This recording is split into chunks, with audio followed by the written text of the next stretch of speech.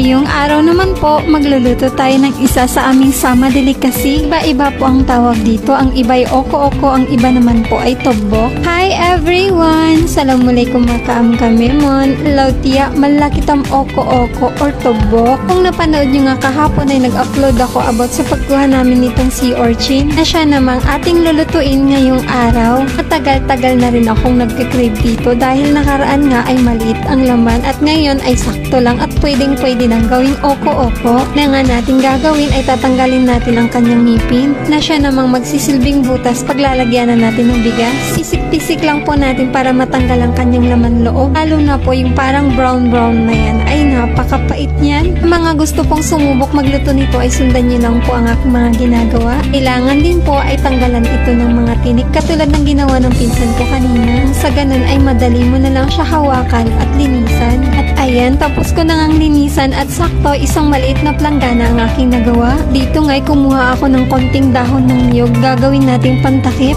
Prepare na rin ako ng bigas at hinugasan ko ito ng 4 na beses bago natin ito titimplahan. Katapos nga ay naghiwa na ako dito ng mga sibuyas na gagamitin. Gumamit ako dyan ng puting sibuyas at itong pulang sibuyas. Slice lang po natin ito ng maliliit. At nagdagdag din pala ako dito na naman ng swaki at naglagay na rin ako ng mantika at konting MSG. At ihalo-halo natin ng mabuti para mag-combine lahat ng ating mga nahalong ingredients. At ayan, nagdagdag pa ako ng laman ng swaki. The more kasi laman ng swaki, the more na mas masarap ito. At ayan, naglagay na nga tayo ng bigas sa loob ng swaki. Kailangan pala dito ay magtira ka ng space, hindi mo siya pwedeng punuin. Dahil pag pinuno mo yan ay magiging siguradong palpak talaga ang yung oko-oko. Dalawa lang ang magiging kalabasan. Kung hindi biak-biak ang yung oko-oko ay hilaw naman yung kanin na nasa loob. At kailangan din dito meron siyang mantika para hindi madikit sa balat ng sea urchin kapag kakainin mo na.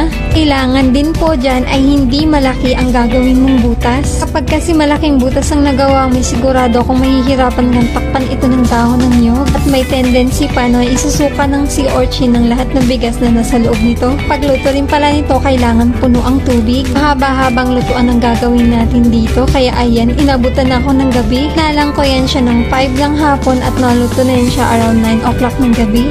At malalaman mong luto na nga yan kapag makikita mong bumubukol na yung kanin sa loob. At ayan, alas 3 na ng mga oras na yan kaya't mapapansin nyo nakapantulog na ako dahil sahur nga namin. Hindi na kami nagsaing at yan na lang ang aming kinain. Yun lang po. Thank you for watching.